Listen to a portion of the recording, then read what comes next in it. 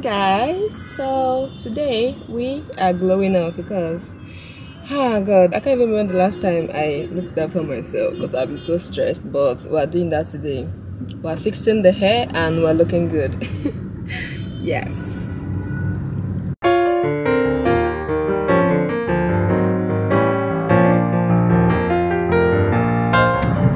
Like and subscribe.